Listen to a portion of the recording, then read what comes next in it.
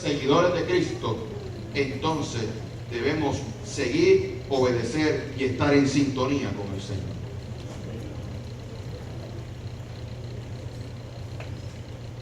Pero la pregunta de este sermón sigue siendo y sigue estando sobre la mesa. ¿Cuál es nuestra visión?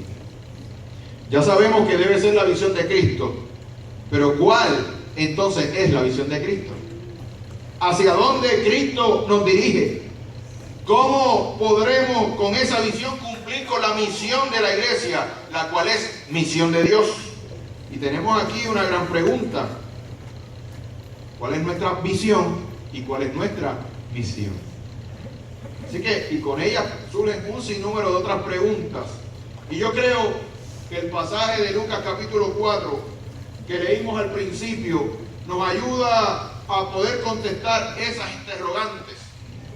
¿Y qué tenemos en esta porción bíblica de Lucas capítulo 4? El escritor Lucas nos presenta a Jesús llegando ¿a dónde? A Nazaret. ¿Y qué es Nazaret para Jesús? La tierra que lo vio desarrollarse, criarse. Y ahora Nazaret está viendo comenzar el ministerio de uno de los suyos. Y Jesús, a lo largo de su niñez y de su juventud, se había preparado para ese momento y para ese tiempo. Miren, no crea que cuando Jesús comenzó su ministerio llegó ahí de sopetón. Nació y ahí está en el ministerio. No, hubo un proceso de años de preparación en su hogar, en su comunidad, él como familia y él como individuo en conexión con su padre, en preparación para ese momento que estaba llegando. Así que hubo un tiempo de reflexión, hubo un tiempo de preparación.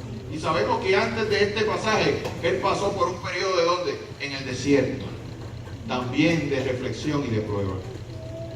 Así que Jesús estaba a punto, iglesia, de dar inicio a su ministerio, que no fue un ministerio prolongado, fue corto.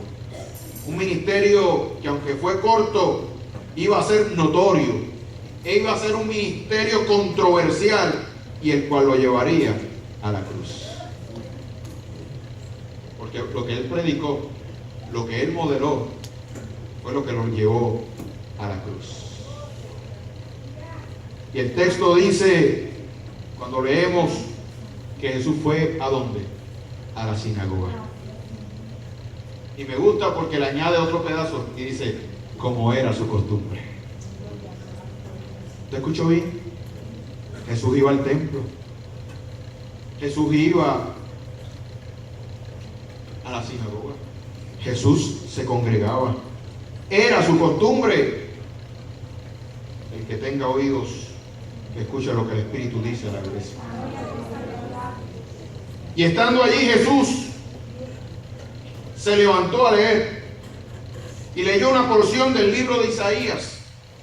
Hoy día lo podemos identificar como el capítulo 61. Si usted compara esto que leímos con el capítulo 61, es lo que él estaba leyendo. Pero dice la Escritura que Jesús abrió el libro. En otra versión dice que le dieron un rollo y él lo abrió. Y en ese momento no estaba dividido como ahora en capítulos y versículos. Así que él buscó y encontró lo que tenía que leer.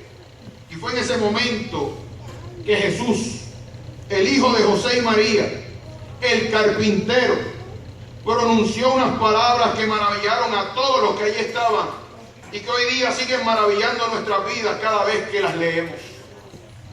Cada vez que yo leo ese texto me conmueve saber para lo que vino el Señor y saber que yo estaba incluido ahí y que en su momento Él entregó su vida por este pobre que se llama Omar Maldonado.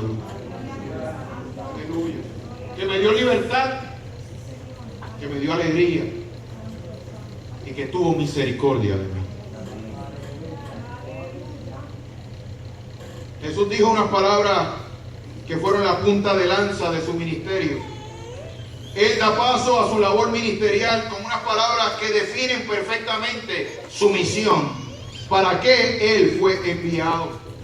Mire, Jesús estaba claro de cuál era su misión, misión que había sido dada por su Padre. Él no llegó perdido, él llegó a preguntar qué es lo que tenía que hacer. Él estaba muy claro a lo que había venido a esta tierra.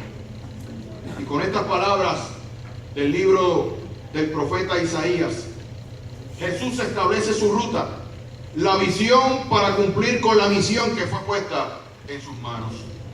Así que Jesús le tocó vivir, mire, en un contexto social bien difícil, bien complicado. Y a veces hemos visto películas, ¿verdad?, de cómo se movía la cosa en ese momento.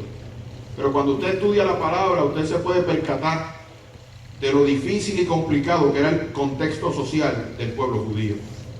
El orden político era difícil. ¿Sabe por qué? Porque estaban bajo el dominio del Imperio Romano. O sea, que el pueblo judío no tenía libertad ni autonomía. Ellos no podían hacer lo que les daba la gana, no, porque estaban bajo el yugo romano. En cuanto a la religión, aunque podían practicar el judaísmo, había otros grupos y otras creencias que confrontaban y enfrentaban los planteamientos de Jesús. Así que Jesús no simplemente hablaba con libertad, sino que siempre se encontraba con gente pensando y enfrentándose a él. Las